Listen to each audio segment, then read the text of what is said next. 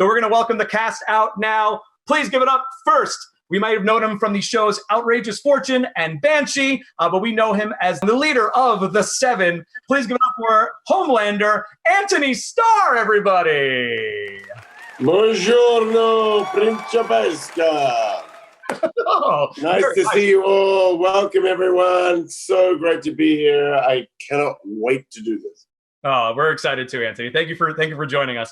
All right, next up, you may know him originally from the Hunger Games franchise and Logan Lucky, but we know him as Hughie Campbell, a member of the boys themselves. Let's hear for Jack Quaid. Buongiorno. I don't know the second thing that Antony said, but thanks for having me, guys.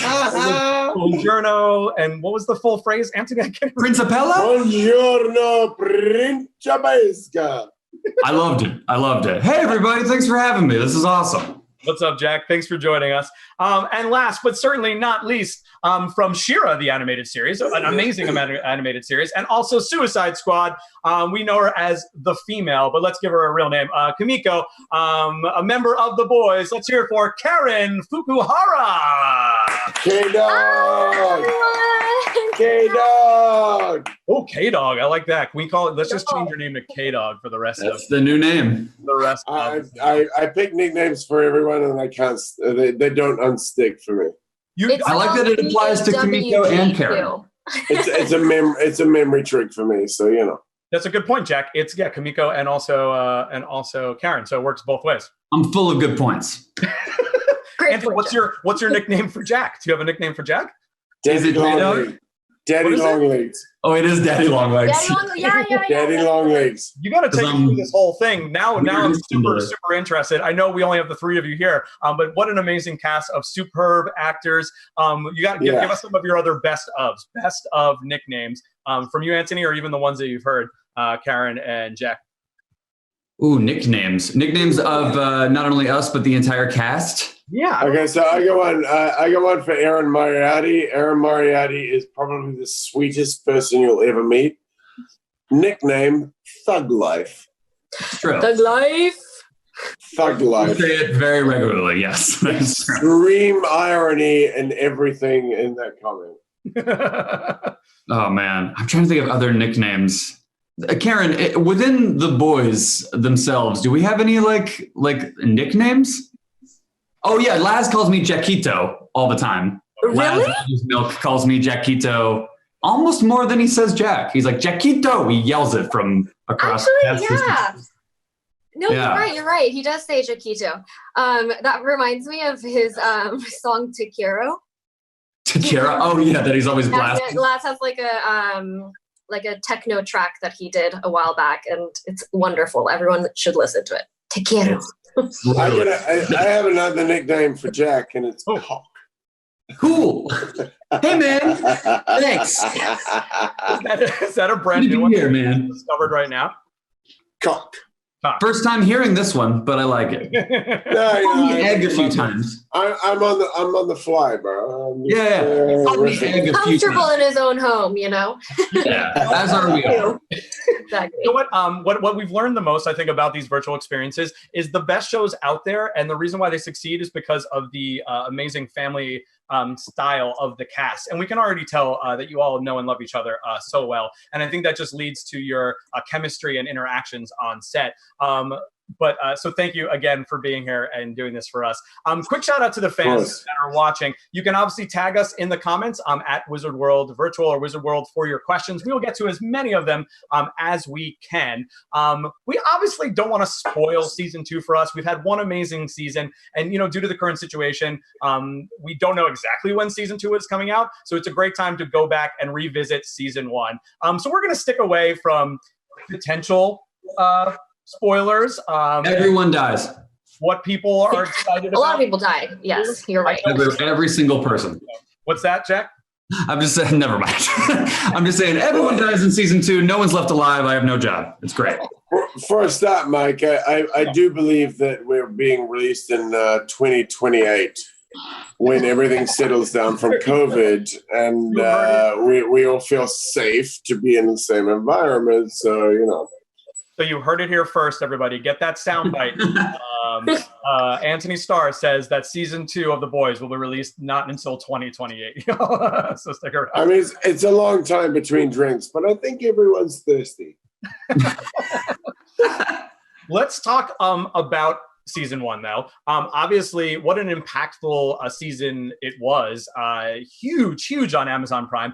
Made a ton of fans. And again, any of you are watching, what I'd love to know, and this is actually a specific question from Brian Pritchard, who's watching on Facebook right now.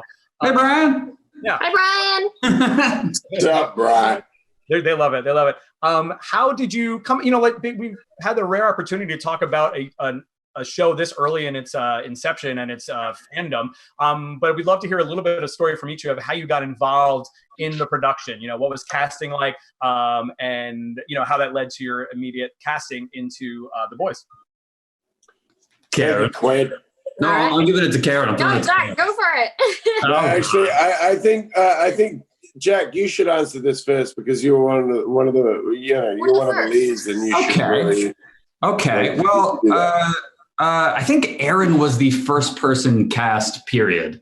And then Aaron Moriarty after her or something, yeah. But I was there pretty early. I basically just got a script, came into my email, I read it. I had no idea it was based off a comic book initially. I thought just somebody made a really funny, very dark, very fucked up script about what if the world in which we exist today, obviously not this world, the world of, maybe a while ago, what if it had superheroes in it? And I'm like, okay, that's cool. And then I found out it was based off this comic, and I was like, great. I went into audition. I had a chemistry read with Aaron, which was awesome. And then I went in for Seth Rogen and Evan Goldberg and Eric, and that was nerve-wracking as hell. Yeah, that must have been spooky, dude.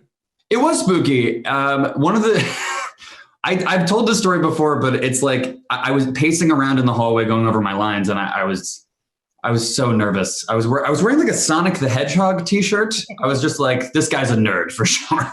Very Hughie. Very Hughie. Very Hughie, yes, ultimately. And I was like, Seth Rogen hadn't gotten there yet, and I was like, oh God, where is he? Like, okay, I'll just keep pacing. I'll keep doing my lines. And in the far distance, I just hear like approaching that crazy, very unique laugh he has. And it was like, oh, he's here. And it gives him away for miles, but it's terrifying. Actually, yeah, exactly. Exactly. He actually read for Butcher. He wasn't auditioning. Oh. In the room, he played Butcher in my audition, which was one of the more surreal experiences I've ever had, which is having Seth Rogen read British slang, like Cockney British slang.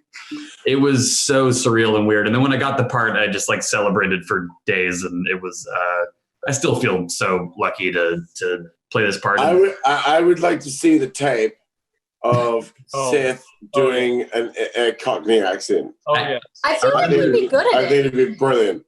Well, he was like, we'll get him in the boot. No, he wasn't attempting to do the accent. He was just saying the slang the way that it was written. So it was, it had another layer. Coming from Seth, but equally as good, probably. Like, you're a diamond geezer, Hughie. It was very like,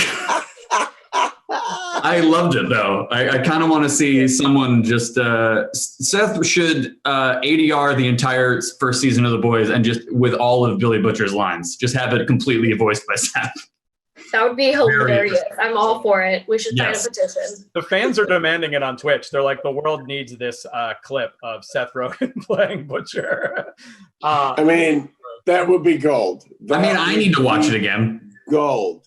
Yeah. Oh my God. Yeah, it was a very surreal experience. But like I said, I just feel like so lucky to have this job because all you guys, like the cast have, like you said, we formed a family, and I just feel like y'all some of my best friends. Okay, I'm done. I'll leave it all. How'd you guys get involved? Ant, go for it. I will go for it. So actually, I was shooting something else, and the audition came up. If I'm going to be perfectly honest, I'm going to be really honest with you now, because COVID is a time of honesty. So right.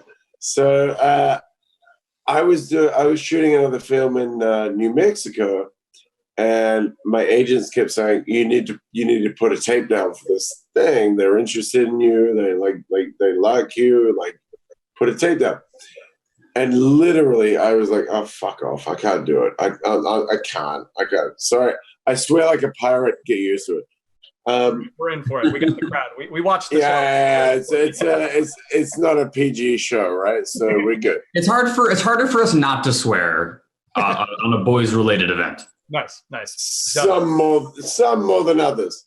So I was doing this other show, and they kept saying, like, put a tape down for this show, and honestly, I didn't even read it. And then I finally read it and went, oh, it actually could be quite cool. But the original script that they gave me was a pilot script, which Homelander only features in very, very peripherally.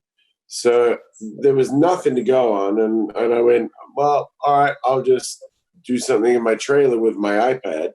So I read lines with a dot on the wall and did a taping and just as much as anything to get them off my case. And then all of a sudden, I got word back like, oh, they loved it. They loved it. And then it became this whole process of like, I literally bought bottles of whiskey for the behind the scenes crew to come and film me in something that could be called a screen test. Oh, wow. It was crazy. In a dark basement down underneath where we ate lunch. Wow. In it's New Mexico, man. There's not a lot there. And we were in the middle of nowhere. So we did this taping down there, and I spread out bottles of whiskey to all those that helped. And I got wind a few days later, like they loved it. They loved it. They want you to do it. So it was and then I went, okay, well, so what is it they want me to do? I should find out what this project is. Sure. Oh my gosh. Well, and you mentioned the first episodes or the pilot, like doesn't feature we don't know as much about the Seven yet. It's still, they're kind of shrouded in mystery. We don't know exactly their characteristics. Did you know at the time, like really the storyline of who Homelander really is, like during that read? Yeah, so I had a good understanding. I do my version of diligence. I go on and I'll check out like what the comic is and what it's about. And one of my questions was, I think, if I'm not mistaken, Homelander dies very early on. In the comic? In the comic? Yeah. He goes for a bit in the comics. But he dies gloriously. He does. Yes. Yeah, and so I was like, okay, well, if I'm going to do this thing, like I don't want to come on and then have a great time and then have to leave because I die. So spoiler alert. Yeah, but that's one of the things. No, it's not a spoiler. One of the things that I was reassured by was talking to Eric and him saying, like, you know, we're not strictly going to, we're using the ideas of the comic, but we're going to build our own storylines. It's going to be based around the characters. And, like, you know, any TV show basically is going to start evolving once they get the characters in and they see what's working and what's not. And, like, so it was a bit of a remote, surreal experience for me. But all I can say is, thank God I got over my like I was having hissy fits on set. Like I can possibly do this, and then I did it, and it was honestly it's the best thing I've done. It's a great job. It's a great bunch of people, great creative team, and it's amazing. And it all started with you applying the crew of that movie with booze. Well, yeah, I basically just try and get everyone drunk. It's great. Everyone had a good time doing that tape, so that's a good thing. It's kind of amazing how you did it with just a piece of tape on the wall. It's really difficult for me to do self tapes already, and then having to do that without a human. That was basically anger, because I got like a week of hassle, and I just went, you know what? Okay, fuck you guys. If you want something, I'm going to send it to you, and it's going to be me with my iPad looking at a spot on the wall going in my trailer. So it was the roughest audition ever. And you were like doing a whole movie on top of it. You had like to prepare for your days, and like that's insane. Jack, it was the worst film I've ever done. And any time away from that, it was like a release. I felt really good about it. It was a good little bit of escapism. Yeah. But no, honestly, yeah, it was a little bit like that, because I was the lead of the film, and I was like rushed off my feet, and then all of a sudden it just turned into this thing where you got to do this. You got to do it. You got to do it. So I was like, all right, well, this is what you get. Wow. Bizarrely, they went for it. Yeah, that's so crazy that the acting industry is insane, but to go from arguably your worst experience, according to you, to one of your greatest experiences in the course, in the swing of like a week. You know what's interesting is that when I first met you, I remember noting like how happy and like you were as a person, and now I'm realizing you were just so excited to be in a job that you enjoyed. Actually, you know what? I've had a string of jobs that were less than enjoyable. And so, you know what? As soon as I got on this job, like process notwithstanding of acceptance, once we all met, and I met all these great people, we got a big cast as well. So there's so much to go wrong. There's always... like my rule of thumb is like, there's always going to be an asshole. Usually it's me. So it's true. It's true. I'm that guy like in the party. I'm the guy in the party that's like, there's no asshole here. Oh, no way. Wait a minute. No, but it was like, it's a uniquely wonderful bunch of casts. And, I took a leap of faith after talking to Eric, and he said he's got a no asshole policy, and I trusted him on that, and it's been true. It's like everyone is. I know all actors say everyone's great. I'm not going to say everyone's great. Of course, there's a bad apple in every bunch. We're going down the wrong. We're going. Whoa! Cut! Don't out me here, man. We're just saying how nice everybody is, and you almost got to the one person that you hate. That now everyone's going to be wondering who it is. So I'm going to segue to Karen. Let's hear Karen's story. Karen, what's your story? Anyway, okay, let me take over. Also, I'd like to apologize for my cup. I realized this is the cup that Tomer Capone, who plays Frenchie, gave me for season 1 wrap gift. And it says, "Have a nice day." But then when you drink out of it, it has a little middle finger on it.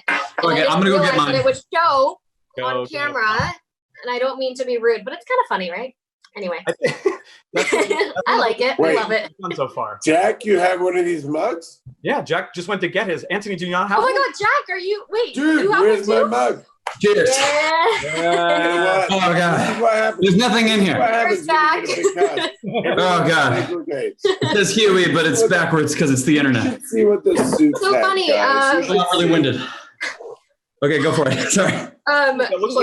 Mine came off because I put it in the dishwasher and then it everything fell apart. But anyway, I think I joined the cast maybe a month or two after you guys did. My audition was maybe in February or March, 2 years ago, 3 years ago. Yeah.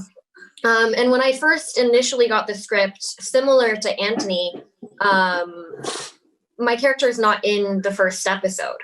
So I read the whole script and then I was really confused because I was like, where am I?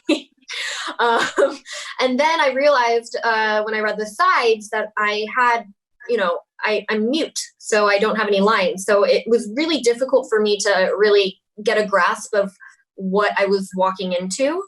I think I initially called my manager and my agent and I asked if we can get any more information on it. I don't really get it.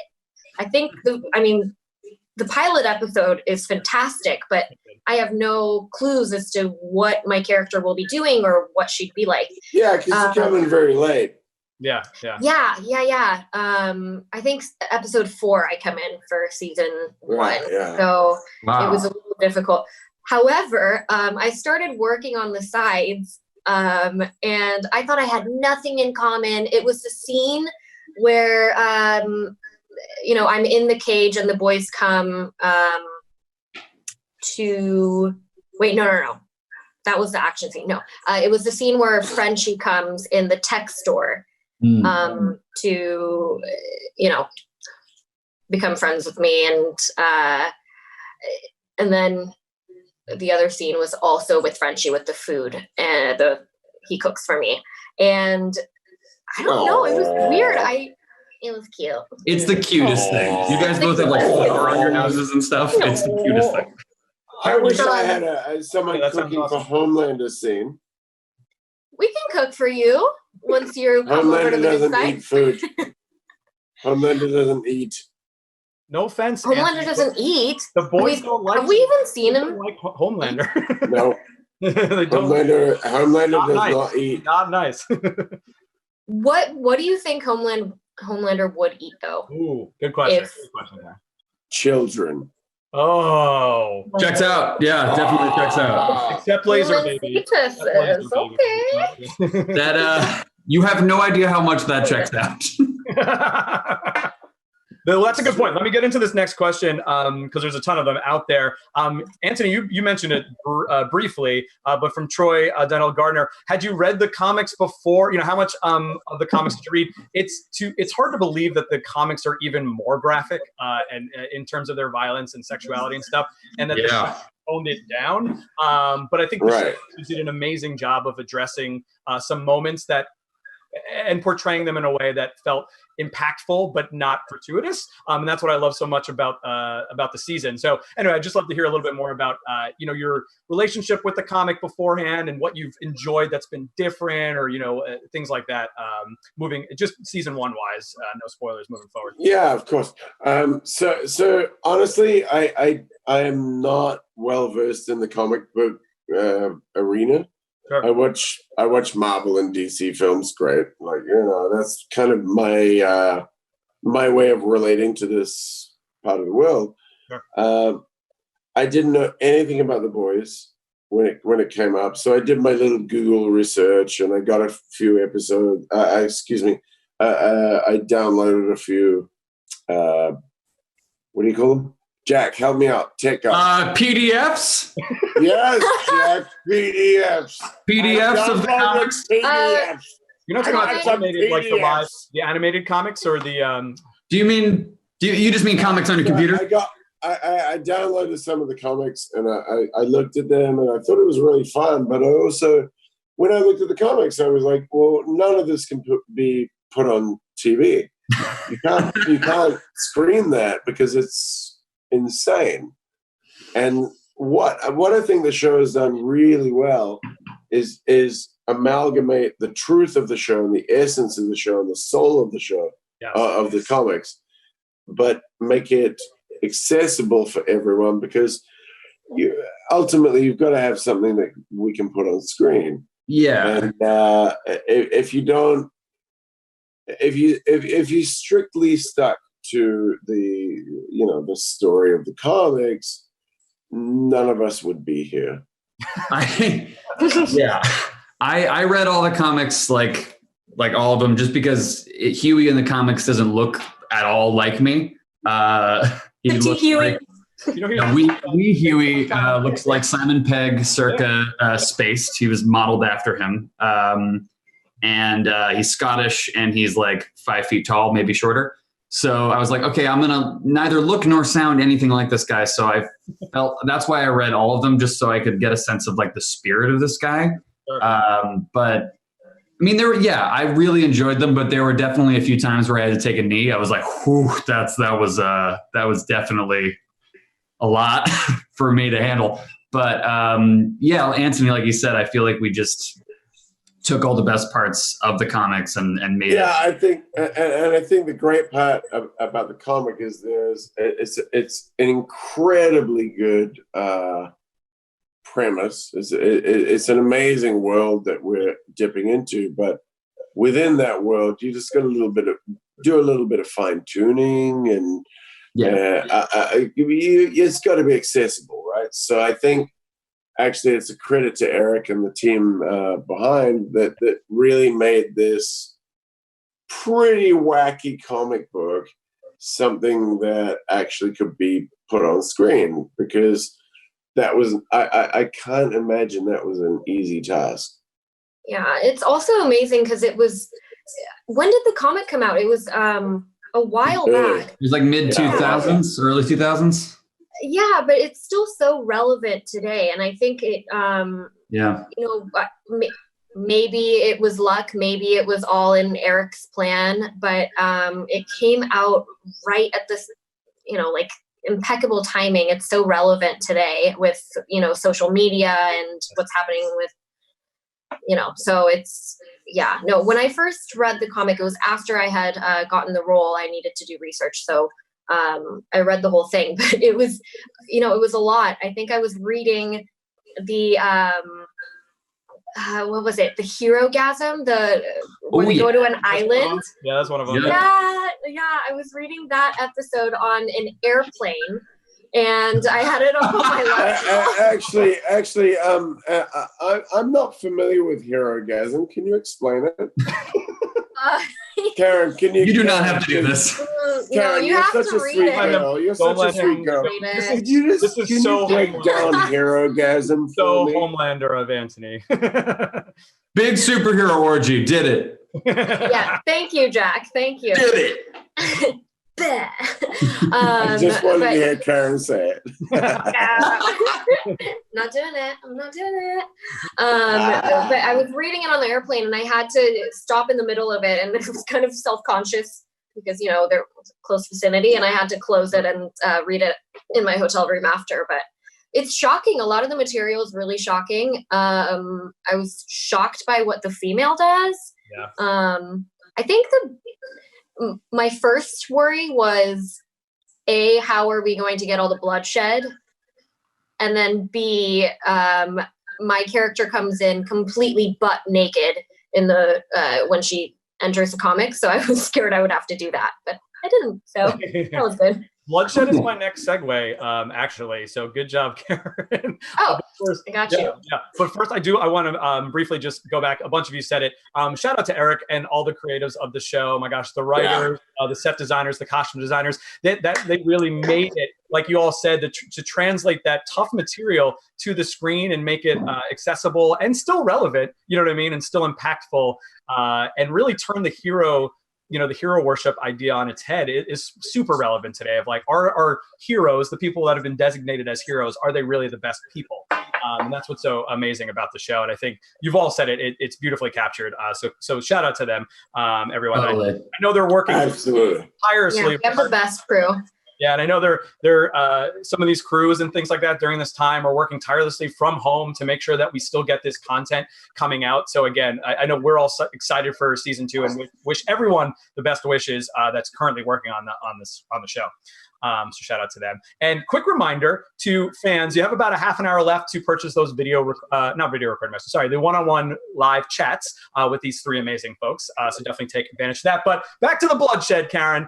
It is a great show. And you mentioned yourself, you could not picture how it would get translated. Jack, you end up in blood like a lot. Oh yeah, man! It's my life. That's the lucky one. He didn't even ask for it. This is specifically from Kimbra Nightheart watching on Facebook, and a bunch of fans are asking similar questions about the most memorable scene, be it bloody or not, the most memorable death scene, gore moment. It's a crazy show. So what, from each of you, your most memorable sort of scene shooting, gore or not, from season 1?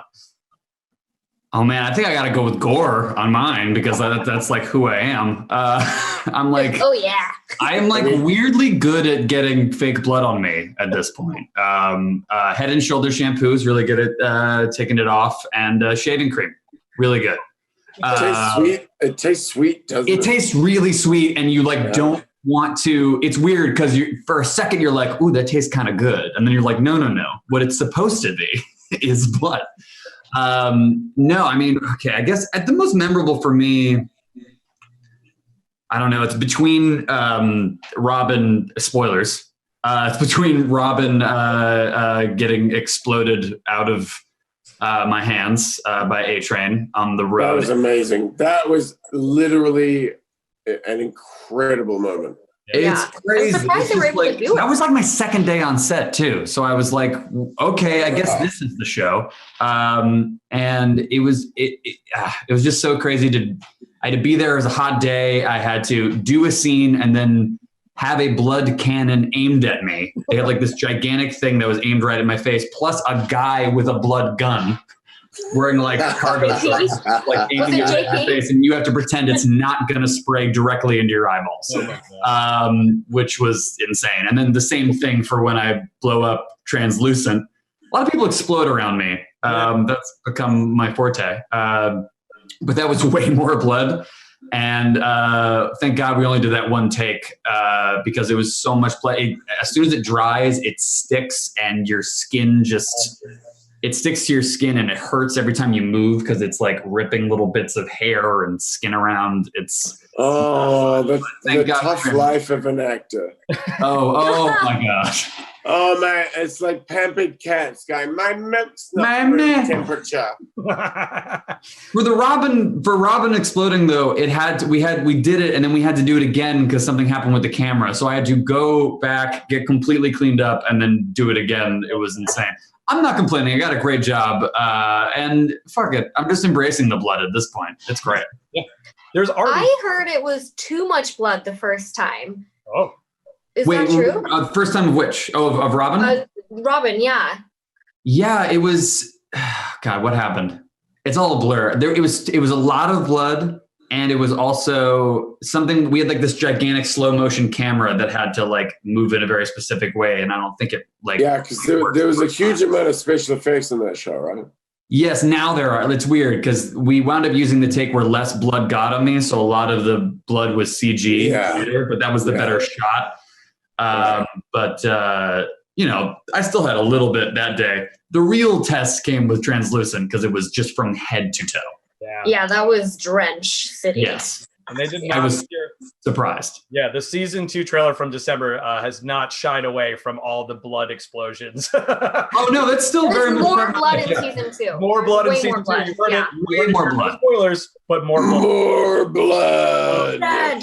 Antony, God. Same question for you.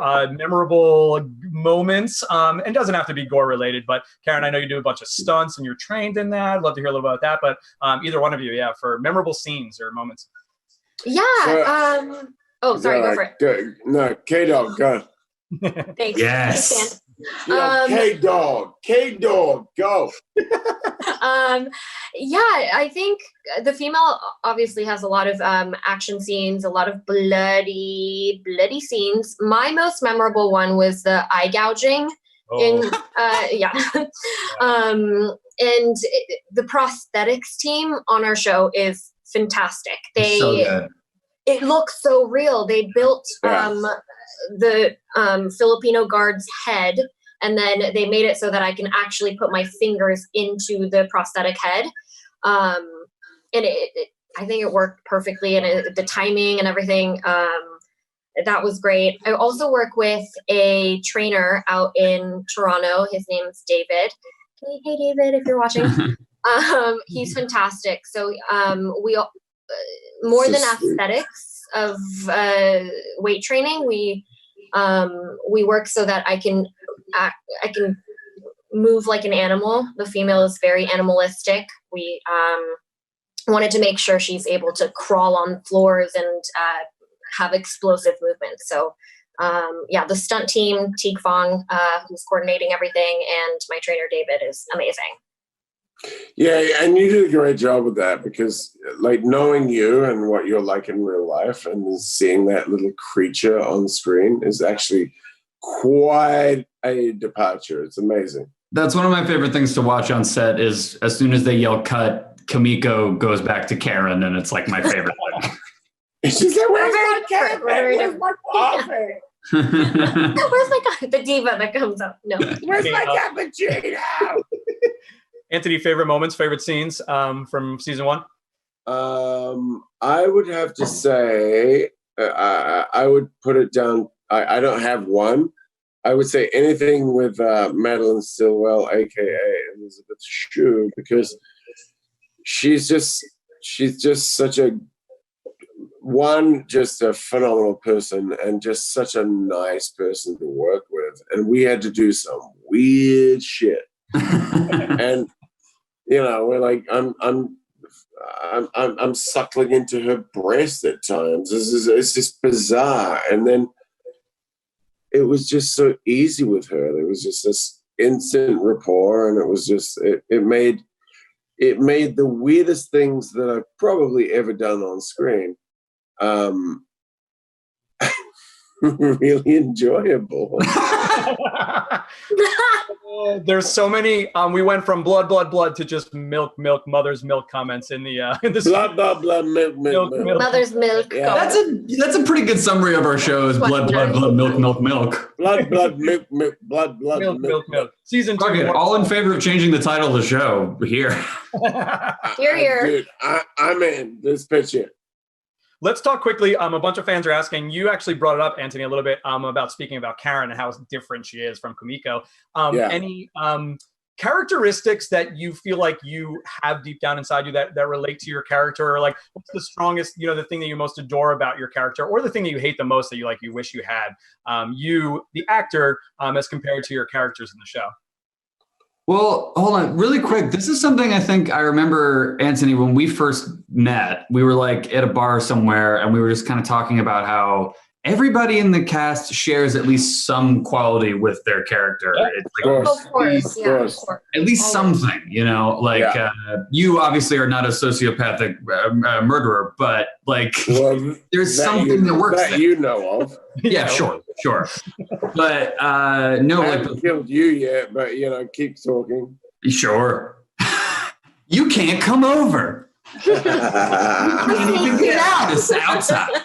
But the first social distance murder. Oh my God. It could happen. No, but I don't know. I guess for me, I see a ton of myself in Hughie. I feel like Hughie's in a lot of ways braver than I am. There's certain things he does where I'm like, I would never do that in a million years. But his back was against a wall. Yeah. But I think we're both nerds. We're both I don't know. He's very much, I think, in a way, a slightly off version of myself in that world. So yeah, not too much of a stretch. Right. Okay, Doug.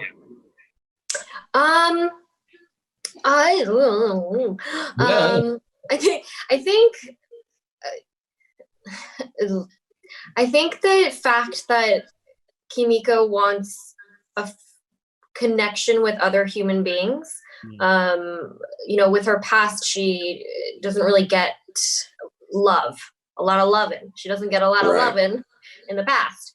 So when she meets Frenchie and then eventually the boys, she finds human connection to be something that she had always been striving for.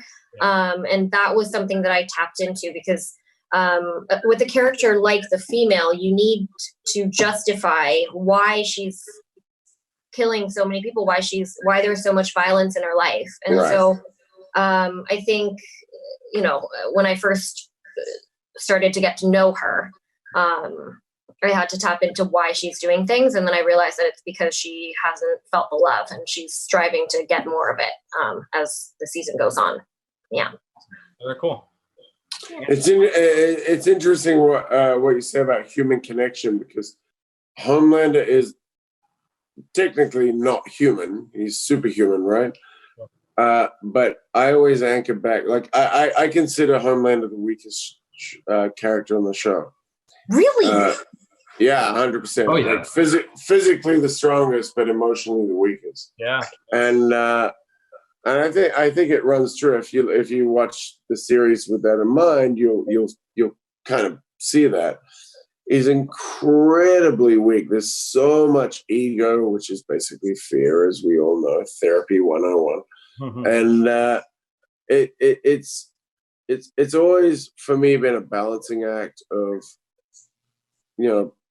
making this guy a public profile, but then what's going on underneath within, we got a big cast, so we don't get a whole heap of time to go too deep on character, but within the scenes that we've had, they've done a great job of really sewing everything into the scenes that we have.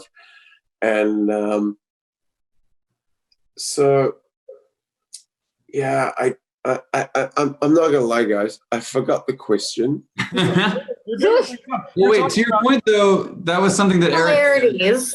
To your point though, similarities to your character.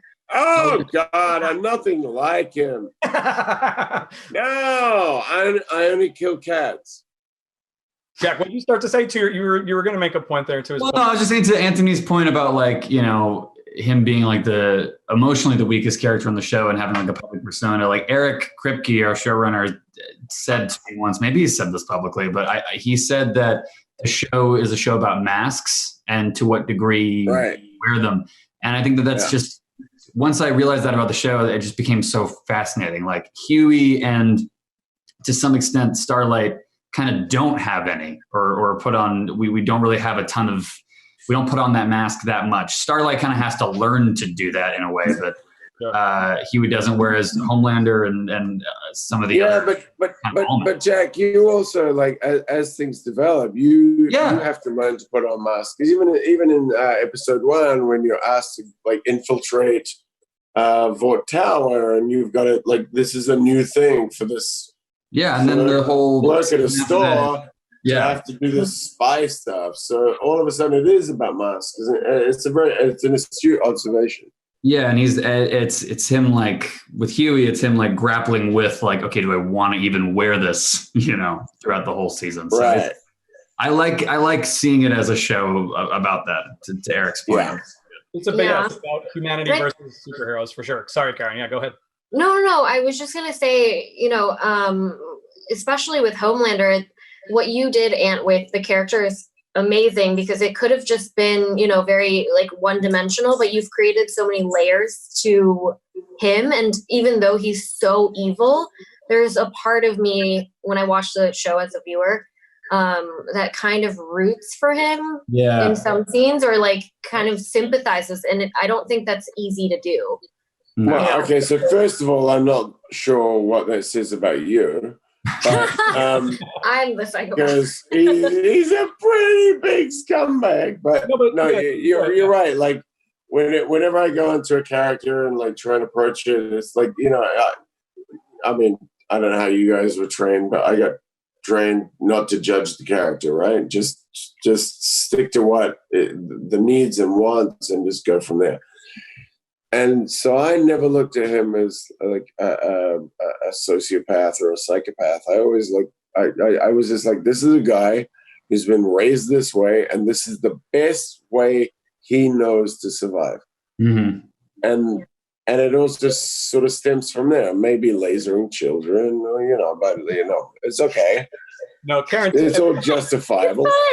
Well, and to all your points, what makes the show identifiable are the layers behind all of these people. As extreme as they are, it's the layers. And I think it is a testament to piggyback off of you, Karen, to not only Antony, but all three of you and the entire cast for the amazing work that you did. Your answers speak words, just the amount of layers that you're giving to these people, so they're not one note, that they are all human beings at the end of the day, whether they're a superhero or not. And so I know I speak for all the fans watching out there, and when we say thank you to your amazing just acting ability and what you brought to all these characters and bringing them to life. We love the show. We're so excited to continue with you all, and we really appreciate it. So thank you. That's very sweet. Thank you. Yes. We are unfortunately way out of time. I want to give a quick shout out to some of the fans. I combined a lot of questions out there, but we don't want to ignore you. Vivian, Edward, Jamie, Nikki, Troy. Some amazing questions that I kind of combined. If you notice, go. Questions.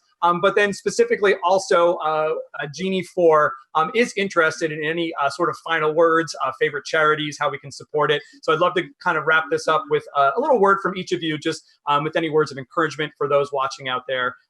So whoever wants to take it first. I'll go. Yeah. So, excuse me. No, Karen, go. Ladies first. Ladies first. Go for it. Aunt, go for it. No, ladies first. Stop fighting, guys. Stop fighting. No. Okay, no. Okay. I just wanted to thank you guys for whoever's tuning in. Thank you guys for spending a Saturday with us.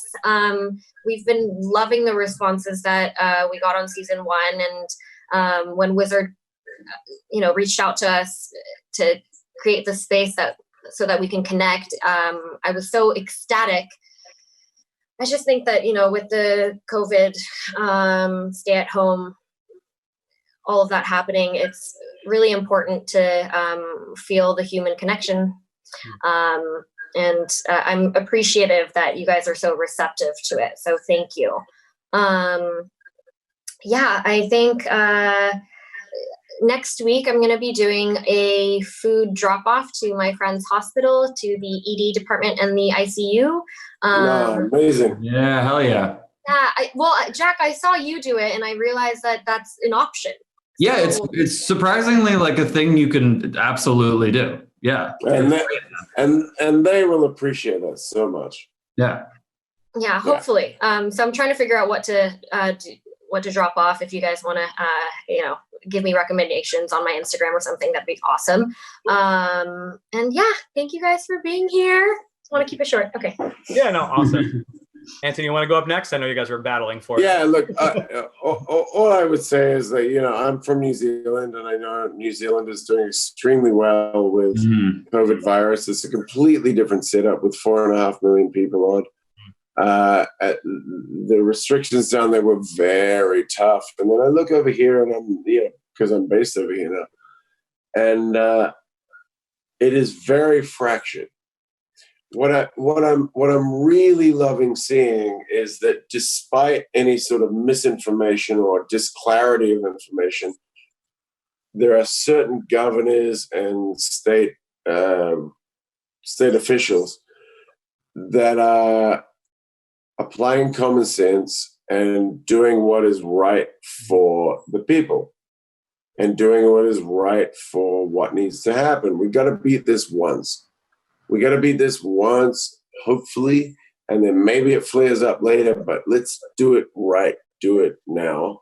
So my shout out would be to everyone that I know, which is all of you guys here, but also what I've experienced is walking around my neighborhood is everyone is so responsible.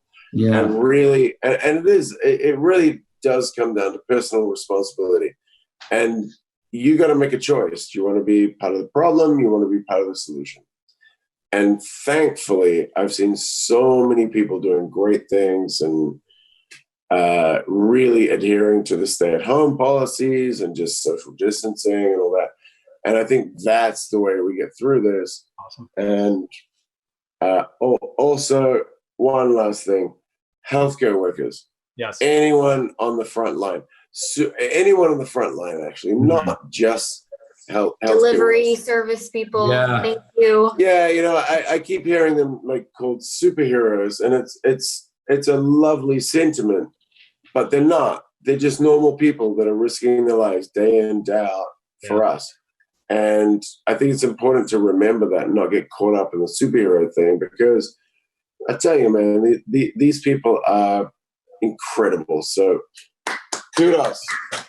Thank you. Responders and essential workers. Yeah. Awesome. Jack. No, I mean, I'd like to piggyback off of what you both said. I mean, to Okay, well, I'm going to echo a few sentiments. No, you can't just go like, yeah, what he said. We ended with applause. No, I just know how tough it is right now, and I know how much it sucks. And I just want to thank you all for, first of all, coming and just hanging out with us. You know, it's good to, I mean, I don't really see you guys right now, but I know that you're there, and that makes me feel really good. It's also nice to just see these other three faces on my screen, just the human connection. I do want to shout out to everyone on the front line, obviously, because you're literally saving the world right now, and it's really incredible to witness. And I will not piggyback, but what Karen said about you can work with a restaurant in your area if you do a little bit of research. You can basically, what me and my girlfriend did, we from this place called Cena Vegan. I guess I'll shout them out here. You can basically order meals in advance, and then they'll prepare it for a hospital. It could be anywhere between, you know, like a meal for one person or like an entire wing. And it's a really good way. You can like buy them lunch or buy them dinner. Anything helps. I also want to shout out to the Giving Kitchen in Atlanta. It could just be Georgia in general, but they're basically helping food workers, anyone in hospitality with, you know, if they got out of the job because of COVID or they're struggling with money, they're an organization that helps people in that line of work. So shout out to them. And also just everybody stay safe. Yeah, we're going to get through this. And thank you all for being here today. It really means a lot. Oh, man. Well, again, I know I can speak on behalf of all the fans that are chatting away. We show your love to you all as well. I know there are a lot of first responders and essential workers watching right now. And you're all providing a much needed respite and break. And so me speaking on all the fans showing their hearts and their love, thank you as well for being here today. So thank you so. Do you know what, man? And it's a crazy time. So anything that we can do to connect with fans and just break the monotony of stuff. I don't know how you guys are feeling, but I'm pretty freaking sick of being in my fucking apartment. So anything to break the monotony of that, it's the least we can fucking do. Yeah, we're all in this together. We're all in this. We can do this again. So. Get more of the cast together. We can do a boys part 2 for sure. Virtual experience. I would love that. Yeah. I know, again, I mentioned it before. Go to Amazon Prime. The whole series is there, season 1. So definitely watch it again for the second time, the third time. Binge watch it if you've never watched it before. We are super excited to announce season 2. The subtitle is More Blood, More Milk. That's official, everybody. I love that. Yeah, thank you so much. One more big virtual round of applause, thumbs up, heart emojis. Jack Quaid, Antony Starr, and Karen Fukuhara. Thank you all. Thank you guys so much. Thanks for joining in, everyone. Stay safe, everybody. Hey, this is Alex Malari Jr., and you are watching Fandom Spotlight. Be sure to hit that like button, share, and subscribe. Your Emperor commands it. Thanks for watching.